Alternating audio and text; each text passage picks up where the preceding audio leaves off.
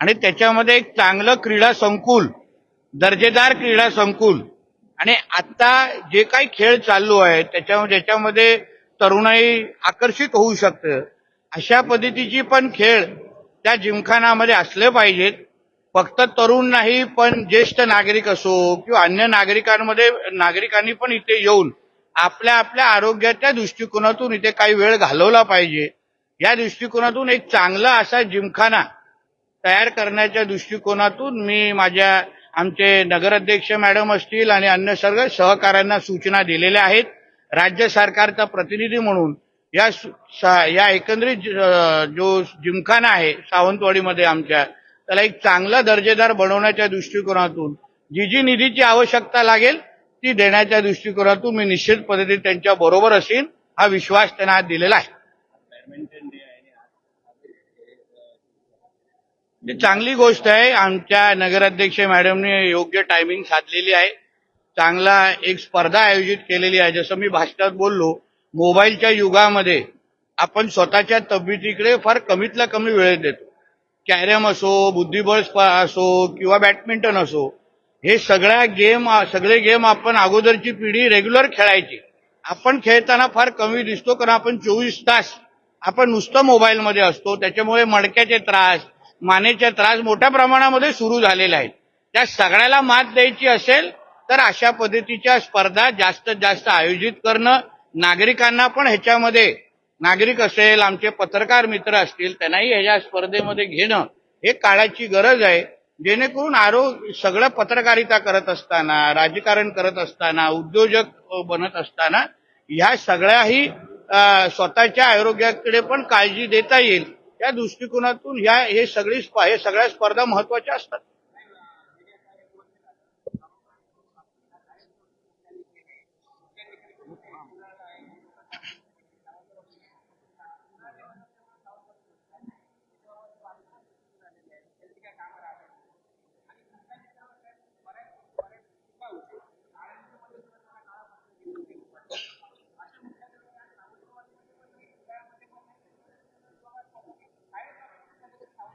बघा, आपला सिंधुदुर्ग जिल्हा आज 50-55% च्या एकंदरीत शासकीय कर्मचारीच्या क्षमतेवर काम करतोय.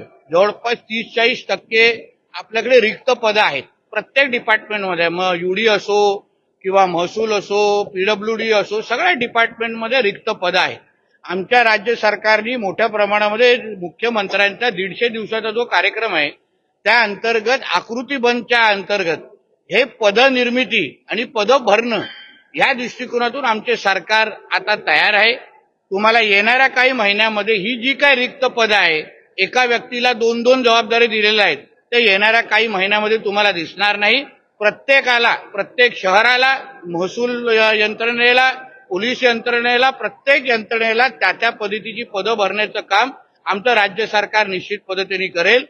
या सावंतवाडी मुख्याधिकाऱ्यांबद्दल स्वतः नगराध्यक्ष मॅडम बोललेल्या आहेत. आम्ही स्वतः दीपक केसरकरजी आमदार म्हणून पण प्रयत्नशील आहेत. लवकरच सावंतवाडीला हक्काचा स्वतःचा कार्यशील असा मुख्याधिकारी मिळेल.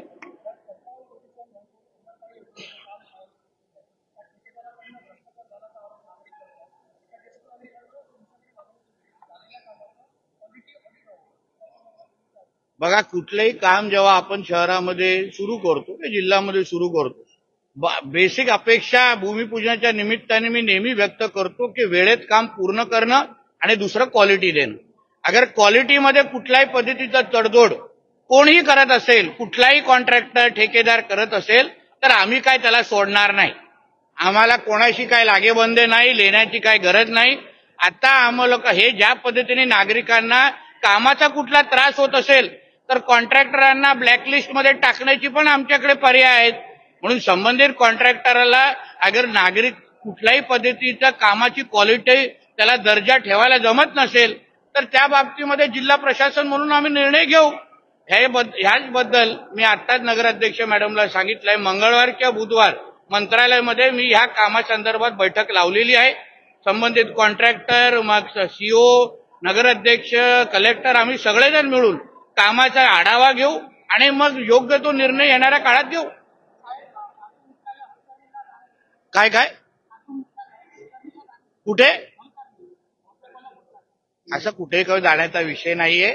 मध्ये त्या पद्धतीची अशा बातम्या आल्या. मी स्वतः संबंधित अधिकाऱ्यांशी बोललेलो आहे, मुख्यमंत्री कार्यालयाशी पण बोललेलो आहे. आमच्या सिंधुदुर्ग जिल्ह्यातल्या ज्या काजू उत्पादक आहेत त्यांना कुठल्याही पद्धतीने अन्याय होणार नाही. उलटा त्यांच्यासाठी अजून सब सेंटर कसे आम्ही चालू करू शकतो, जेणेकरून काजू उत्पादकांना अजून प्रोत्साहन कसा भेटेल या दृष्टिकोनातून राज्य सरकार काम करत आहे. म्हणून अशा कुठल्याही अफवांवर तुम्ही विश्वास ठेवू नका.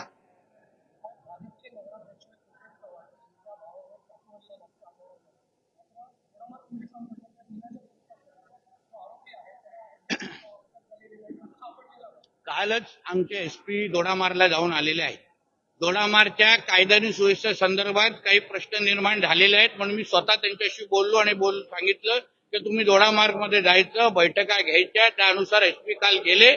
मी तुम्हाला येणाऱ्या काळामध्ये नगराध्यक्षांचे भाऊ असतील किंवा कुठलाही नागरिक आमच्या देवाभाऊच्या सरकार असताना कोणालाही कायदा आणि सुव्यवस्थेकडून त्रास होणार नाही एवढी काळजी जिल्हा किंवा जिल्ह्याचा पालकमंत्री म्हणून मी निश्चितपणे घेईन.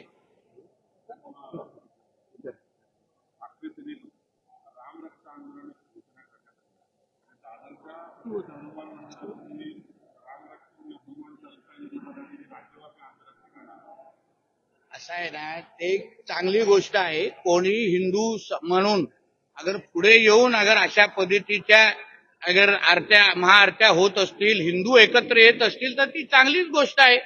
एका काळी जय श्रीराम म्हणणारे लोक हरामखोर असतात असे म्हणणारे अगर आज हिंदू मंदिरात जाऊन आमच्या बजरंगबलीची आरती करत असतील, रामदेवताची आरती करत असतील तर ती चांगलीच गोष्ट आहे. पण कुठेही ह्याच्या मागून हिंदू समाजाची, समस्त हिंदू समाज आणि सनातन धर्माची कोण बदनामी करता कामा नये ह्याची ही काळजी आपण सगळ्या हिंदू समाजाने घेतली पाहिजे. कारण का आज राम मंदिरावर होणाऱ्या आरोपामुळे समस्त हिंदू समाजाची जी काय बदनामी करण्याचा जो काय षडयंत्र सुरू आहे ते कधी आपल्याला हज यात्रेबद्दल बोलताना तुम्हाला दिसणार नाही. हज यात्रेमध्ये काय सगळ्यात चांगल्या गोष्टी होतात असं कुठे लिहिलेलं नाहीये. काही घटना आमच्याही कानावर येतात. मग तेव्हा जाऊन हज यात्रेसंदर्भात प्रश्नचिन्ह निर्माण करणारे हे आज राम मंदिरावर बोलणारे लोक का दिसत नाही? मी फक्त हिंदू धर्मालाच का टार्गेट केला जातंय? आणि म्हणून अशा पद्धतीचं कोणही रामरक्षा अगर महाआरत्या कोण करत असेल, परत एकदा आमच्या हिंदू धर्माकडे घरवापसी करत असेल तर आम्ही त्याचं स्वागत होतो.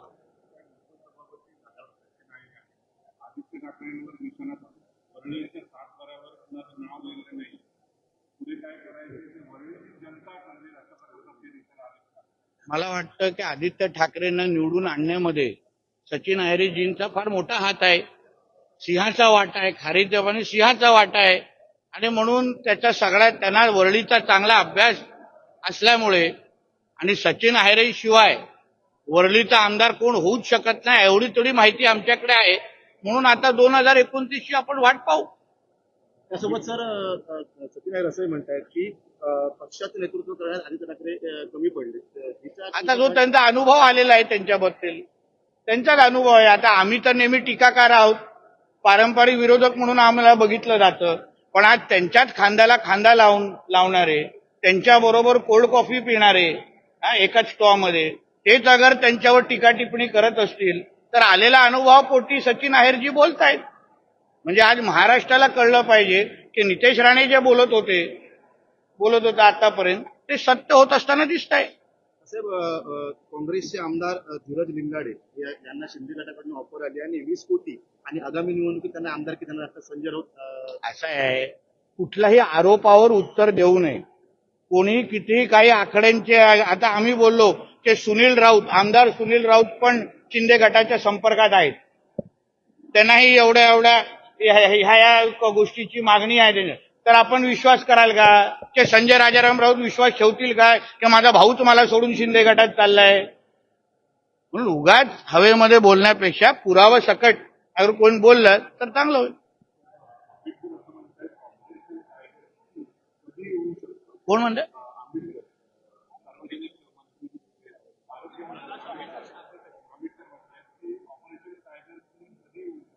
ह्याबद्दल मी कसं काय बोलणार? तो त्यांच्या शिवसेनेचे ते मंत्री आहेत, शिवसैनिक आहेत, त्यांचे नेते आहेत, त्यांना त्यांच्या पक्षाबद्दल चांगलं माहिती आहे ना. आता भारतीय जनता पक्षाचा मी कार्यकर्ता आहे, मला तुम्ही माझ्या पक्षाबद्दल विचारा, तुम्ही बोलू शकतो. नाही, मला काहीच त्याच्याबद्दल माहिती नाही आणि मी माहिती त्याच्यात ठेवण्याचा माझा संबंधच नाही.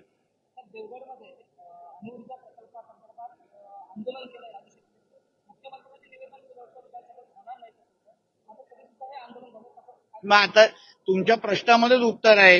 राज्याच्या प्रमुखाने विधिमंडळाच्या फ्लोर ऑफ द हाऊसवर अगर एक वक्तव्य केलं तर फार ते जबाबदारीने करायला लागतं आणि ते पण ते राज्याचे प्रमुख आहेत. कुठलाही हा अणुऊर्जा प्रकल्प आमच्या सिंधुदुर्गात होणार नाही हे मुख्यमंत्र्यांनीही स्पष्ट केलेलं आहे. मीही स्पष्ट आपल्याला करतोय. मी सगळ्या अधिकाऱ्यांना स्पष्ट माझ्या पद्धतीने चीफ सेक्रेटरी पासून सगळ्यांना सांगितलेलं आहे. कुठल्याच अशा प्रकल्पाची ना कुठल्या पद्धतीची चाचणी करायला यायचं काहीच का. पण त्यांचं मला उत्तर आहे की नितेशजी प्रकल्प येतच नाहीये सिंधुदुर्गामध्ये आणि म्हणून अशा पद्धतीच्या अणुऊर्जा प्रकल्प ज्याच्यामुळे पर्यावरणाला हानी होईल हे आमच्या सिंधुदुर्गामध्ये येणार नाही आणि येणार नाही. हा रेकॉर्ड करा आणि सगळ्यांना पाठवा. राजू शेट्टी एकीकडे आंदोलन करतात, दुसरीकडे आज देवगडमध्ये शेकडो युवक रोजगार निर्मिती व्हावी यासाठी एकत्र आहेत. बघा, रोजगार आणि आमचा जो तरुण आज मुंबई, पुणे, नाशिक, गोवा इकडे जो गेलेला आहे त्याला परत आणणं हाच तर कळीचा मुद्दा आहे ना. कुठलाही प्रकल्प तुम्ही विरोध करायला जाता पण त्या प्रकल्पाचा विरोध करत असताना तुम्ही आमच्या सिंधुदुर्गाची प्रतिमा, देवगडची प्रतिमा पण खराब करताय. उद्या गुंतवणूकदार काय विचार करणार की नाही बाबा इथे आंदोलनं होत आहेत, आम्ही इथे गुंतवणूक करणार नाही अशी भूमिका गुंतवणूकदार ठेवतात आणि म्हणून पर्यावरणाला हानी असलेले प्रकल्प आम्ही आणणारच नाहीये.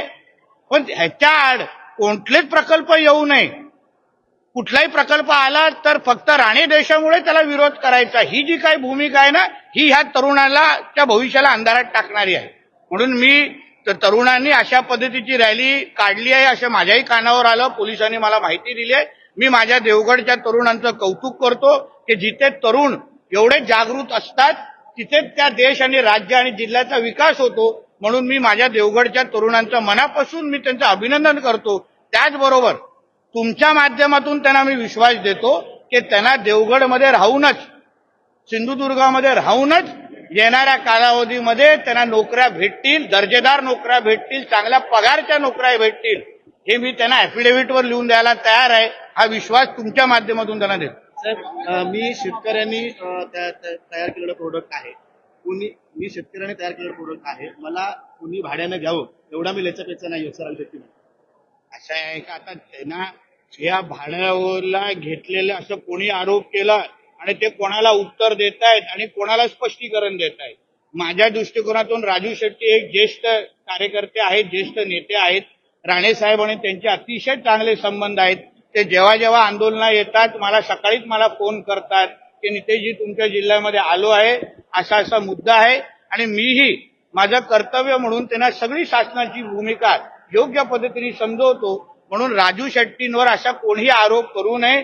त्या माणसांनी उभं आयुष्य महाराष्ट्राच्या शेतकऱ्यांसाठी, कामगारांसाठी वाहून दिलेलं आहे आणि म्हणून असे कुठलेही आरोप राजू शेट्टींवर होत असतील तर मी त्याचं खंडन करतो.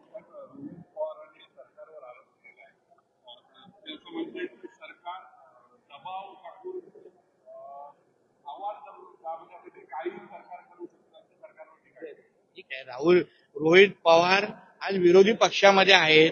विरोधी पक्षाची भूमिका चांगली निभावतायत. आता लोकशाहीमध्ये सत्ताधारी विरोधी पक्ष महत्वाचे आहेत आणि म्हणून रोहित पवार त्यांच्या विरोधकांच्या अगर भूमिका मांडत असतील तर त्यांचं कौतुक करायला पाहिजे ना. आम्हाला विरोधकही हवे होतो, सगळं साफ नाही करून ठेवायचं.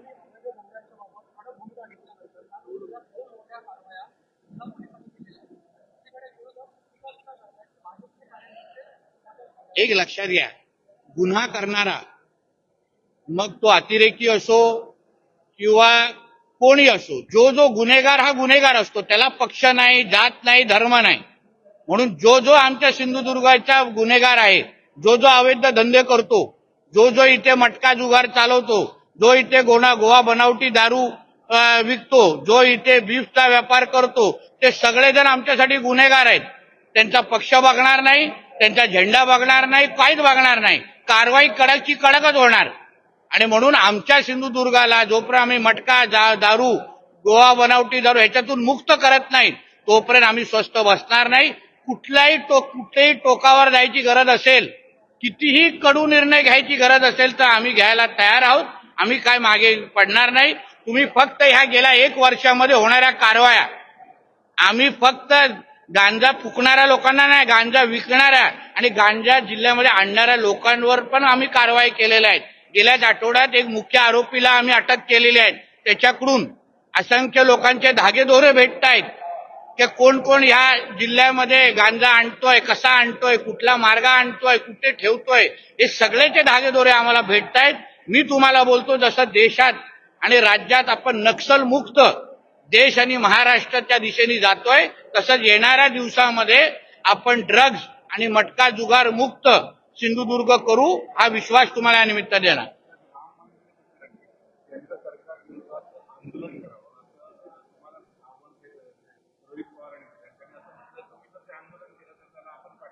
अहो, पण राम मंदिरामध्ये झालेली चोरी त्याच्याबद्दल कडक त्याच्याबद्दल कारवाई झालेली आहे. पहिलं रोहित पवारने हज यात्रेमध्ये होणारे जे काही अत्याचार आहेत, ज्या काही चुकीच्या गोष्टी आहेत, त्या बाबतीमध्ये पहिले आंदोलन छेडावं, मग राम मंदिरा बाबतीमध्ये मी निश्चित पद्धती आंदोलन छेडीन. आमच्या सनातन हिंदू धर्मामध्ये चुकीला चूक म्हणण्याचं धाडस आमच्यामध्ये आहे. आम्ही त्या अशोक खरातला आम्ही मदत नाही केली, आम्ही पाठिंबा नाही दिला. जसं त्या टिसच्या प्रकरणामध्ये जसं मुसलमान समाजाचे जे काही गुन्हेगार होते त्यांच्यासाठी मुसलमान समाजाचे लोक बाहेर येऊन समर्थन द्यायला आले, तसं सनातन हिंदू धर्मामध्ये होत नाहीत. रोहितजी हिंदू असले तरी मी त्यांना सांगतो, आणि म्हणून पहिलं त्यांनी हज यात्रेसंदर्भात आवाज उचलावा, आंदोलन करावं, जो महिलांवर अत्याचार होतो त्या बाबतीमध्ये आवाज उचलावा. बाकी मी सदैव तयार आहे. कर्जदारांची यादी सरकारने शेतकऱ्यांना मागवलेली आहे, ती कर्जमाफी संदर्भात, आणि ती यादी आल्यानंतरच कर्जमाफीची घोषणा करतो. पण जे काही निकष लावून दिलेले आहेत, ज्या निकषाअंतर्गत कर्जमाफी जाहीर झालेली आहे, त्या निकषाला धरूनच कर्जमाफी मिळणार आहे. पूर्ण माहिती मिळाल्याशिवाय कर्जमाफी देणार कसं? जो त्या चौकटीतच बसत नाही त्याला कर्जमाफी देऊन उपयोग काय? मग तुम्हीच पत्रकार आम्हाला विचाराल की बाबासाहेब ह्यांचा अधिकार नव्हता तरी ह्याला कर्जमाफी का दिली? म्हणून सरकार पूर्ण अभ्यास केल्यानंतर ज्यांना कर्जमाफी मिळण्याचा अधिकार आहे त्यांनाच कर्जमाफी मिळेल. सर, कोकण रेल्वेबाबत प्रश्न आहे. काय कोकण रेल्वेबाबत प्रश्न आहे. मुंबईहून सुटणाऱ्या गाड्या आहेत, कोकणाकडे येणाऱ्या, विशेषतः मांडवी आहे, कोकण कन्या आहे, यांना सापत्य भाव दिला जातो, त्यांना सिग्नल दिला जात नाही. आज सुद्धा कोकण कन्या पहाटे 4 वाजता निघालेली आहे आणि त्याच वेळी उत्तरेकडच्या जाणाऱ्या गाड्यांना प्रायोरिटी दिली जाते. कोकण कन्या विशेष दराने 5 सुपरफास्ट मधून चालवली जाते. आपण याबाबत काही संयुक्त अशा पद्धतीचा अगर अन्याय होत असेल, तुम्ही बोललं मी खरंच समजणार, कारण तुम्ही एक ज्येष्ठ पत्रकार आहात, त्या क्षेत्रात काम करणारे कार्यकर्ते आहात. मी स्वतः राणे साहेबांशी पण बोलीन. येणाऱ्या जे पार्लिमेंटचे अधिवेशन आहे तिथे जाऊन स्वतः रेल्वे मंत्र्यांना भेटीन, त्यांच्या अधिकाऱ्यांना संपर्क करेन, जेणेकरून कोकण कन्यावर जे आमचे ज्या ट्रेन ह्या बाजूला सुटतात त्यांच्यावर कुठल्याही पद्धतीचा अन्याय होणार नाही, एवढी काळजी मी एक कोकणावर प्रेम करणारा कार्यकर्ता म्हणून निश्चित पद्धतीने घेईन.